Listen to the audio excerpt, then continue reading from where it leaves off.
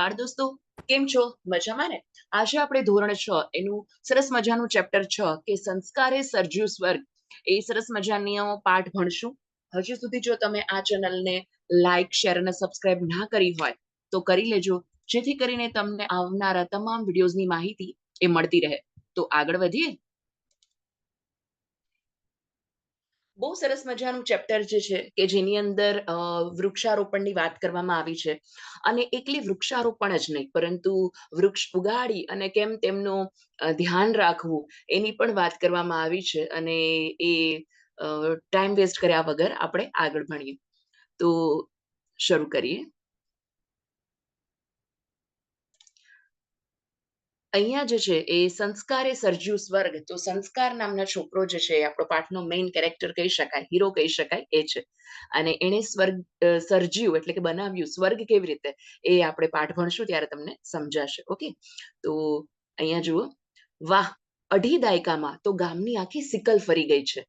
તો અહીંયા દાયકો એટલે 10 વર્ષ, રાઈટ? 10 વર્ષ છે એટલે એક દાયકો કહેવાય. તો અઢી દાયકામાં એટલે કે 2 દાયકા એટલે 10, અને 10 એટલે 20 years, અને 5 બીજા અઢી એટલે, રાઈટ? એટલે 2.5 એટલે કે 25 વર્ષમાં ગામની સિકલ ફરી ગઈ. પરદેશમાં 25 વર્ષ રહ્યા પછી ગામમાં પાછા આવેલા પુરુષોત્તમભાઈએ સૌજીભાઈને કહ્યું.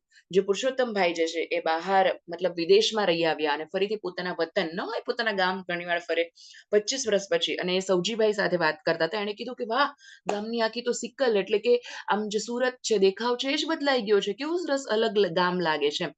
સાચી વાત છે પશાભાઈ, એનું પેટ નેમ કહી શકાય. હે ને? તમારું પણ પેટ નેમ હશે, તમે કોમેન્ટ બોક્સમાં જણાવી શકો કે તમારા મિત્રો અથવા તો ઘરના પરિવારના સભ્યો તમને શોર્ટ ફોર્મ શું કહે છે. ફોર એક્ઝામ્પલ, મારું જ નામ મોનાલિસા છે, રાઈટ? પણ મને ઘરમાં બધા મોના જ કહે મોસ્ટ ઓફ, અથવા તો મારી ખાસ ફ્રેન્ડ છે મને મોની પણ કહે, લાઈક તો તમારું પણ હશે તો તમે કોમેન્ટ બોક્સમાં જણાવી શકો.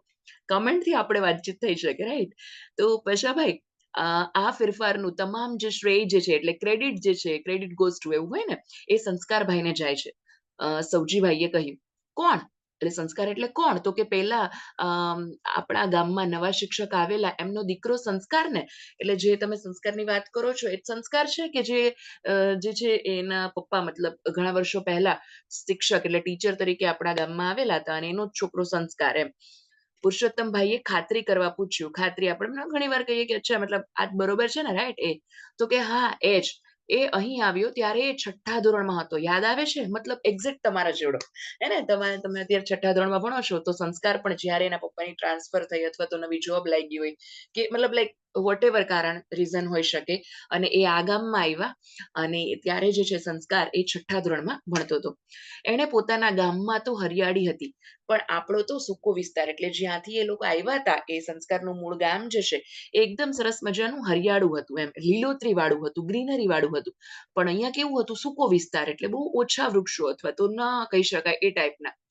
દર વર્ષે વૃક્ષારોપણ કરીએ તો પણ ઝાડ બરાબર ઉછરે જ નહીં. પણ સંસ્કારે ઉછેર્યા.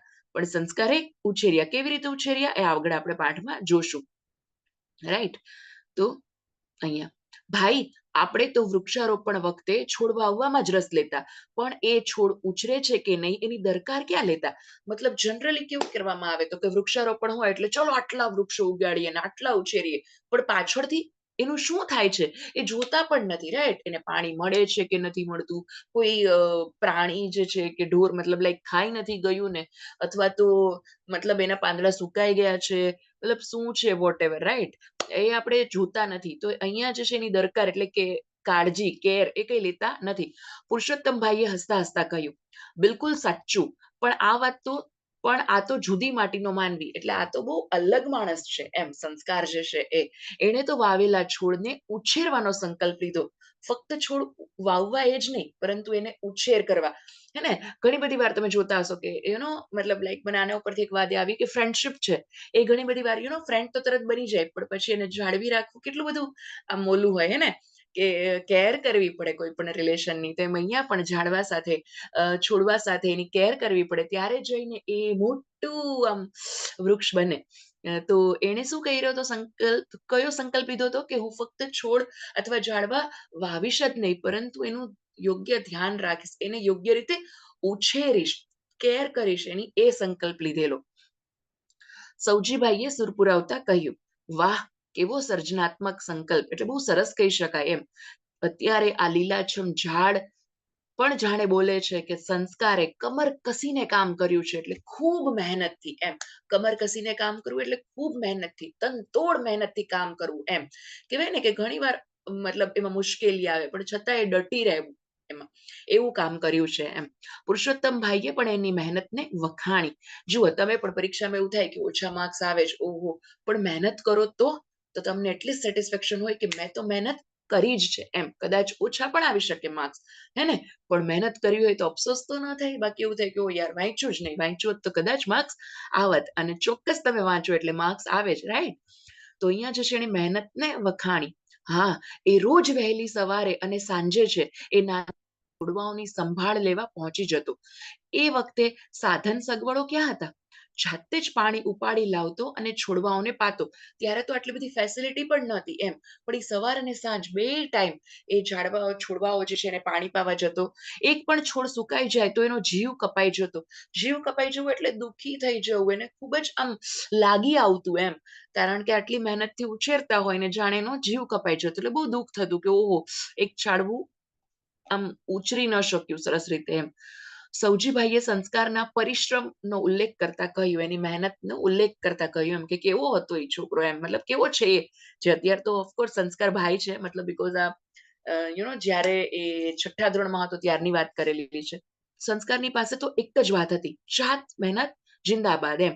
અહીંયા કીધું કે ગામના બીજા લોકો પણ એને મદદ કરતા હશે ને? પુરુષોત્તમભાઈએ સહજ રીતે પૂછ્યું. મતલબ એકલું સંસ્કારે જ કર્યું? કોઈ એને મદદ કરતા? તો કે સંસ્કાર પાસે એક જ વાત હતી. શું? તો કે જાત મહેનત જિંદાબાદ. મતલબ આપણે પોતે જ મહેનત કરવાની એમ. પારકીયા સદા નિરાશ. બીજા ઉપર આશા રાખીએ તો આપણે હંમેશા નિરાશા જ મળે. પણ આપણે મહેનત કરવી જોઈએ એમ. જેમ કે ફોર એક્ઝામ્પલ, આપણે મમ્મી ઉઠાડે તો હું સવારે 5 વાગે ઉઠીશ. પણ નો 2-4 દિવસ ઉઠાડે પણ પછી તો તમારી જાતે જ ઉઠીને મહેનત કરવી પડે. ઉઠીને વાંચવું પડે, લખવું પડે, હે ને? તો રાઈટ, મતલબ તો હંમેશા પોતાની ઉપર વધારે રિસ્પોન્સિબિલિટી લેવાની. શરૂઆત તો એકલો જ મહેનત કરતો, પણ પછી તો શિવરામ કાકા, સરતાન કાકા એમણે ઘણી મદદ કરેલી. શાળાના શિક્ષિકા સુશીલાબેન પણ એને પ્રોત્સાહન આપતા. મતલબ એને આનું કામ સરસ જોઈ અને પછી ઘણા બધા લોકો જાતે જ જોડાયા કે વાવ! સંસ્કાર કેટલું સરસ કામ કરે છે. અને ઇવન જે છે શાળાના ટીચર કોણ છે, સુશીલાબેન, એ પણ પ્રોત્સાહન આપતા કે વાવ! એપ્રિશિએટ કરતા એમ. તમે પણ એને મદદ કરતા જ હશો ને? એણે કહ્યું કે ભાઈ તમે પણ એને મદદ કરતા જ હશો ને? હાસ તો, બહાર ગામનો છોકરો આટલું બધું કામ કરે તો આપણી તો ફરજ થાય ને. મતલબ ઓફકોર્સ સંસ્કાર જે છે એ બહાર ગામથી આવ્યો હતો. એવા ગામમાંથી આવ્યો હતો કે જ્યાં બહુ હરિયાળી હતી, લીલોતરી હતી. અને આ ગામ જે છે એ થોડું ઉજ્જડ પ્રકારનું હતું, રાઈટ? પણ અહીંયા આવીને જો બહાર ગામનો છોકરો આટલી મહેનત કરે તો કે અમે બધાએ પણ સાથ આપ્યો. ફરજ થાય જ ને એમ, રિસ્પોન્સિબિલિટી છે આપણી એમ. સૌજીભાઈએ વાત આગળ ચલાવી. જુઓ, આ સામે પેલા મોટા ઝાડ દેખાય છે ને, એ સૌથી પહેલા વૃક્ષારોપણના છે. એ વખતે પૂરા 110 ઝાડ વાવેલા. કેટલા વાવેલા પહેલી વખત? 110 એટલે 110, 110 એટલા ઝાડ વાવેલા. પણ એમાંથી માત્ર 37 જ બચેલા, જે આજે ઘેઘુર વૃક્ષો થયા છે. તમે ઝાડની સંખ્યાનો ચોક્કસ આંકડો બોલો છો એટલે લાગે છે કે સંસ્કાર સાથે તમે પણ કદમથી કદમ મિલાવીને કામ કર્યું છે. સૌજીભાઈએ આટલો સરસ આંકડો બોલ્યો, એક્યુરેટ એમ કહી શકાય. એટલે કીધું કે તમે પણ આટલું એક્યુરેટ તમને ખબર છે તો તમે પણ એને ચોક્કસ મદદ કરી હશે એમ. કદમથી કદમ મિલાવીને, મતલબ એકદમ સહકાર આપીને એમ. ખરી વાત, શરૂઆત તો સંસ્કારે કરી, પણ પછી મારા જેવા 2-4 વડીલો એટલે જે મોટા હોય એ, જેમ કે નારાયણભાઈ, શ્રવણભાઈ, ભૂરાભાઈ, અમે બધા જ જોડાઈ ગયેલા. ધીમે ધીમે તો દર વર્ષે વૃક્ષારોપણ વખતે વધુ ને વધુ લોકો જે છે એ જોડાતા ગયા. હવે ગામના તમે ફરશો તો જોશો કે બધા જ ગામના જાહેર સંકુલો જે છે એ આજે લીલાછમ છે. મતલબ દર વર્ષે જે સારું કામ કરતા હોય ને, તો ઓફકોર્સ એમ ઝાઝા ત્રણિયામણા, મતલબ અને સારું કામ કરે તો લોકોને પણ થાય કે ચલો અમે પણ મદદ કરીએ, રાઈટ? અને એમ દર વર્ષે વૃક્ષારોપણના કાર્યક્રમમાં લોકો જોડાતા ગયા. અને આ લોકો શું કરતા? ફક્ત વૃક્ષો મતલબ વાવી દઈએ જ વૃક્ષારોપણ નહીં, પરંતુ એની દરકાર પણ લેતા. તો આજ પછી તમે પણ એવો સંકલ્પ જરૂર કરજો કે હું વૃક્ષ ઉગાડીશ, છોડ ઉગાડીશ અને એનું ધ્યાન રાખીશ, રાઈટ? તો મતલબ એ સાચા અર્થમાં આ પાઠ ભણ્યો કહેવાય, રાઈટ?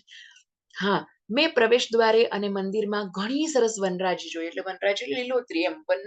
જે વૃક્ષોનો સમૂહ હોય તો એને વનરાજી કહી શકાય એમ. હા, પણ એમાં અમુક ઝાડ તો મેં એવા પણ જોયા કે જે પહેલા આપણા ગામ કે વિસ્તારમાં ક્યાંય જોવા જ ન મળતા હતા. એ કેવી રીતે થયા? પુરુષોત્તમભાઈએ અહોભાવ સાથે પૂછ્યું, એકદમ નવાઈ પામીને, અને કે વાવ યાર, અમુક મેં એવા વૃક્ષો પણ જોયા કે જે આજ પહેલા ગામમાં ક્યારેય જોવા જ નતા મળતા એમ. એ કેવી રીતે થયું? તો કે ભાઈ, સંસ્કાર જેમનું નામ એ સતત મથતો રહે ઇટ મીન્સ પ્રયત્ન કરતો રહે એમ. હવે તો એ પણ આપણા ગામમાં જ સ્થિર થયો છે.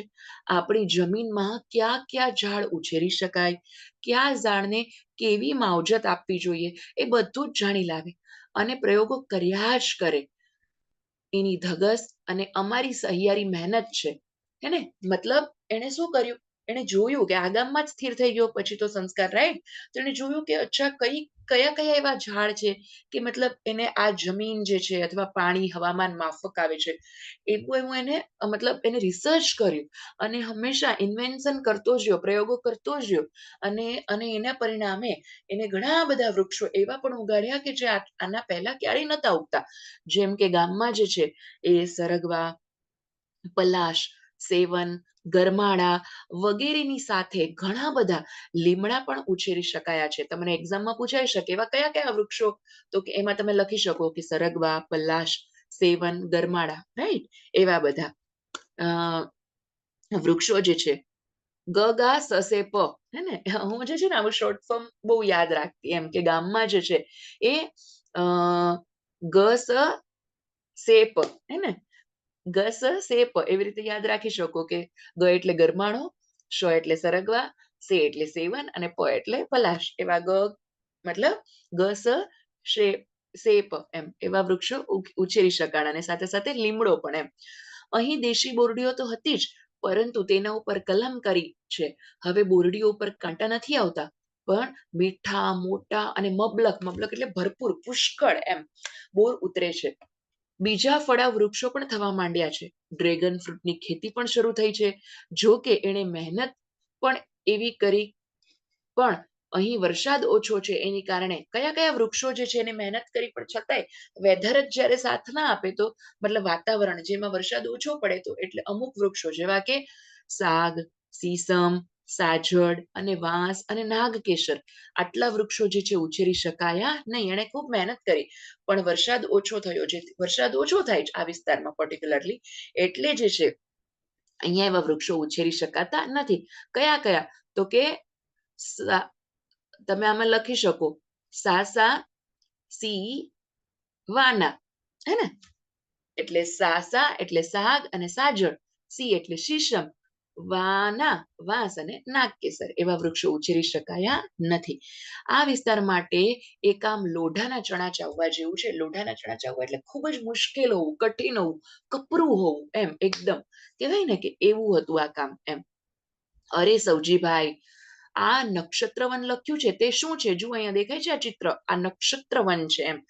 એક બગીચાના બોર્ડની બહાર જોયું અને પુરુષોત્તમભાઈએ પૂછ્યું કે આ બગીચાની બહાર લખેલું છે નક્ષત્રવન એમ, તો આ શું છે? તો કે એ એક સરકારી યોજના છે, એટલે ગવર્મેન્ટની યોજના છે આ, મતલબ એવી રીતે, જેની માહિતી સંસ્કાર જ લાવ્યો હતો. ઇન્ફોર્મેશન જે છે કોણ લાવ્યો હતો? કે સંસ્કાર જ. આપણા શાસ્ત્રમાં દરેક રાશિ અને નક્ષત્રના વૃક્ષો બતાવ્યા છે. તેની વાવણીનું માર્ગદર્શન પણ આપ્યું છે. એ મુજબ આ બગીચો બનાવ્યો છે. પુરુષોત્તમભાઈ અહોભાવથી બોલી ઉઠ્યા, અદ્ભુત! આ બગીચાના વૃક્ષોની છાયામાં બેસી અને ગામના છોકરા ખૂબ જ અભ્યાસ કરે છે અને પરીક્ષામાં ઝળહળતી સફળતા મેળવે છે. વિદ્યાર્થીઓએ તો શાળામાં પણ ઝાડ ઉછેર્યા હશે ને? કે વિદ્યાર્થીઓએ સ્કૂલમાં પણ ઉછેર્યા હશે ને ઝાડ? હા, શાળાને સંસ્કારનું માર્ગદર્શન અને ગામ લોકોનો સહયોગ છે. શિક્ષકો અને વિદ્યાર્થીઓની જબરી મહેનત છે, જેથી મેદાનમાં વૃક્ષો, ફૂલછોડ ઉપરાંત ઔષધિ બાગ, તુલસી વન, કિચન ગાર્ડન વગેરેને કારણે શાળા તો એકદમ કેવી લાગે છે? તો કે ઉપવન જેવી લાગે છે. બહુ સરસ મજાની ઉપવન જેવી લાગે છે એમ. તો કે સી વાત છે. હું તો કહીશ કે સૌના સહયોગથી ખરેખર સંસ્કારે સર્જ્યું સ્વર્ગ, મતલબ સંસ્કારે ખરેખર સાચા અર્થમાં સ્વર્ગ બનાવ્યું. હા, આ જોઈને હવે શહેરના પ્રદૂષિત એટલે એકદમ ખરાબ થયેલું હોય એવા વાતાવરણમાં પાછા જવાની મને મન થતું નથી, મન માનતું નથી. મતલબ ઈચ્છા થતી નથી. પશાભાઈ, આ વૃક્ષ ઉછેરના યજ્ઞ કારણે ને પરિણામે આપણા ગામના જે છે ઘણા પરિવારો એ શહેરથી પાછા આવીને અહીં સ્થાયી થયા છે. એમાં એકનો વધારો થશે અમને ખૂબ જ ગમશે. સૌજીભાઈએ હસતા હસતા કહ્યું. અહીંયા કહ્યું કે વાવ, ઘણા બધા લોકો એવા છે કે જે ગામમાં આવા સરસ મજાનું આ સ્વર્ગ જેવું બની ગયું છે વાતાવરણ પ્રદૂષિત વગરનું શહેરમાં થી, એટલે ઘણા બધા લોકો અહીંયા આવીને વસ્યા છે અને તમે પણ એમાં એક વધી જશો તો અમને ખૂબ જ ગમશે. હે ને? તો આઈ હોપ કે તમે પણ આપણા પાઠના સવાલ જવાબ છે તો બીજા વિડીયોમાં કરશું જ. હે ને? પણ તમે પણ વૃક્ષો વાવજો, છોડવા વાવજો અને એની પૂરી દરકાર રાખજો. ભલે તમે 2 છોડ વાવો, પણ 2 ની પૂરી દરકાર રાખજો. હે ને? મતલબ શરૂઆત તમે નાના કદમ ઉઠાવીને પણ કરી શકો. હમ. અને એવા નાના કહેવાય ને, ગુજરાતીમાં કહેવત છે, ટીપે ટીપે સરોવર ભરાય. એમાં આપણે બધા પણ થોડા પ્રયત્નને અંતે આપણે સરસ મજાનું કામ કરી શકીએ. તમે કોમેન્ટ બોક્સમાં જણાવી પણ શકો કે તમે એટલીસ્ટ એક છોડ ઉગાડ્યો હોય અથવા તો એક છોડનું ધ્યાન રાખ્યું હોય તો મને બહુ ગમશે, જેથી કરીને બીજા બાળકોને પણ પ્રેરણા મળશે કે ઓહો, હે ને? તો જેમ સંસ્કારે સ્વર્ગ સર્જ્યું એમ તમારામાંથી કોને ખબર કોણ સ્વર્ગ બનાવતું હશે તમારા ગામમાં. હે ને? તો આપણે મળશું નેક્સ્ટ વિડીયોમાં, મતલબ આ પાઠના સવાલ જવાબ સાથે. ત્યાં સુધી આવજો.